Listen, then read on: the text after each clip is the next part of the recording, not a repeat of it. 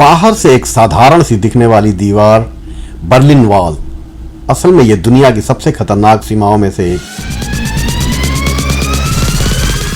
इसे पार करने के लिए एक दो नहीं बल्कि 8 बाधाएं पार करनी पड़ती।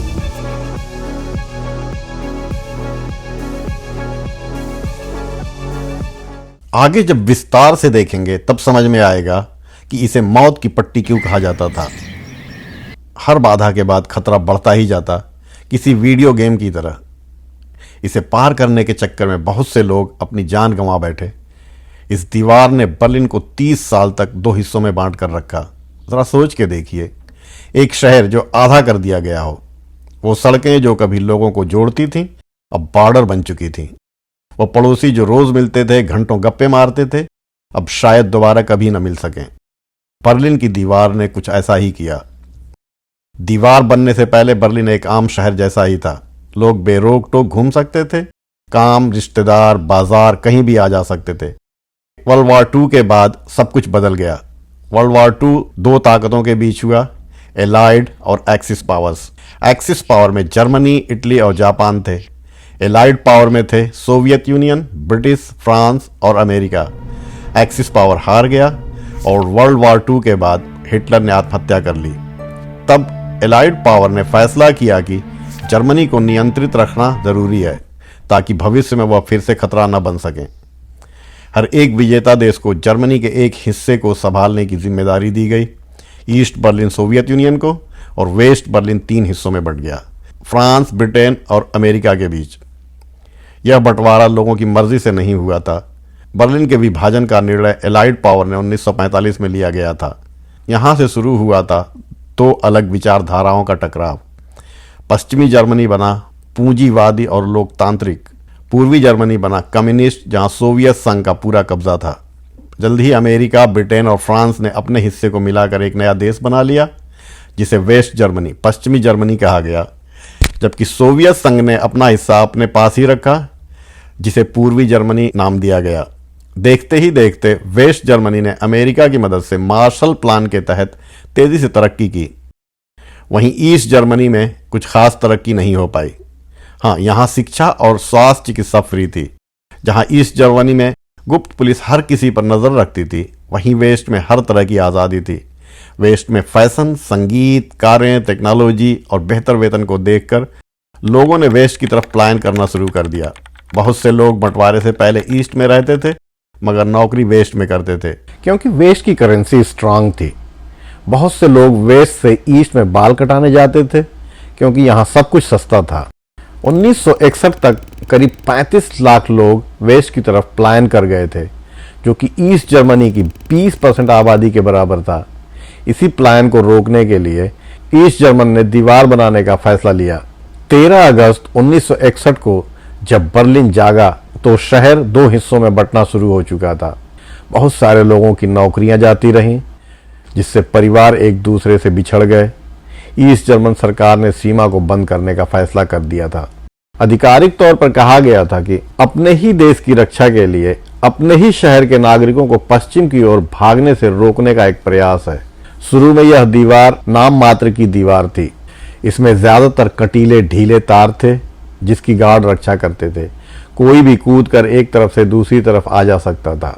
15 अगस्त 1961 को एक 19 साल का गार्ड कॉनराड शुमान ने वेस्ट की तरफ छलांग लगा दी, जिसे एक फोटोग्राफर ने अपने कैमरे में कैद कर लिया, जो कि एक आइकॉनिक तस्वीर बन गई। बर्लिन की दीवार कोई एक समान दीवार नहीं थी। शुरुआत में संसाधनों की भारी कमी थी, इसलिए केवल 10% बॉर्डर को पक्की दीवार से बनाया गया था। बाकी हिस्सों में यह दीवार घरों, दीवारों, यहाँ तक कि लोगों की खिड़कियों से होकर गुजरती थी। कई बार ऐसा होता कि एक ही इमारत का एक हिस्सा पश्चिम बर्लिन में होता और दूसरा हिस्सा पूर्वी बर्लिन में। सरकार ने घरों को खाली कराया, खिड़कियों पर ईंट लगवा दी गई, मगर गलती से कुछ खिड़कियां छूट गईं। 17 अगस्त 1962 पीटर फेहर नाम का एक युवक जो ईस्ट बर्लिन में रहता था, अपनी बहन से मिलने के लिए तड़प रहा था, जो अब दीवार के दूसरी ओर वेस्ट में थी। एक दिन उसे और उसके दोस्त हेलमन को एक छूटी हुई खिड़की दिखाई देती है। वो दोनों धीरे से अपने जूते उतारते हैं, घर में घुसते हैं उस खिड़की से बाहर देखते हैं। सामने आज़ादी है, एक बड़ा खुला हुआ मैदान और फिर दीवार और फिर आज़ादी। इतने में पीछे से किसी के आने के पैरों की आवाज़ आती है। वो समझ जाते हैं कि अभी नहीं तो कभी नहीं। दोनों खिड़की से छलांग लगा देते हैं। हेलमुट भागता है, दूसरी तरफ की दीवार पर चढ़ जाता है, लेकिन उसका दोस्त पीटर वहीं रुक जाता है। गार्ड देख लेते हैं। हेलमुट चिल्लाता है, पीटर भाग। पीटर आखिरकार दौड़ता है, लेकिन दीवार पर चढ़ते वक्त उसे गोली लग जाती है। वो वहीं गिर जाता है और अगले 50 मिनट तक वहीं पड़ा रहता है, तड़पता है और अंत में दम तोड़ देता है। पीटर जैसे कई लोगों की दर्दनाक कहानियों के बाद इस जर्मन सरकार ने दीवार को और भी खतरनाक बना दिया। Perfect trap. बाहर से साधारण सी दिखने वाली 12-13 फीट की ऊंची दीवार अंदर से कुछ ऐसी दिखती थी। आइए देखते हैं दीवार की बनावट को डिटेल में। लोग पूरब से पश्चिम की तरफ भाग रहे थे, तो हम पहले पूरब की तरफ की दीवार को देखते हैं। पहले सीमेंट की बिल्कुल चिकनी सीधी 12-13 फीट ऊंची दीवार, हाथ और पैर टिकाने का कोई जुगाड़ नहीं, इस पर चढ़ना मुश्किल ही नहीं नामुमकिन था। इसे और मुश्किल बनाने के लिए दीवार के ऊपर सीमेंट के पाइप डाले गए थे। सीढ़ी या किसी और तरह से पार कर भी लिया तो सामने आयरन फेंस से सामना होता, जिस पर वायर ट्रिप लगे होते, जिसे टच होते ही अलार्म बज जाते और गश्त करते गार्ड और ट्रेंड कुत्ते आप पर टूट पड़ते। इसे भी पार कर लिया तो नीचे कूदते ही कीलों से सामना होता, जो पैरों को चलने के लायक भी नहीं छोड़ते। फिर एंटी व्हीकल ट्रैप, जो गाड़ियों को रोकने के लिए प्रयोग होता है। बुलडोजर या किसी हेवी गाड़ी से भी इसे पार नहीं किया जा सकता था। फिर सड़क, जिस पर गार्ड अपने कुत्तों के साथ गश्त कर रहे होते, और थोड़ी थोड़ी दूर पर टावर।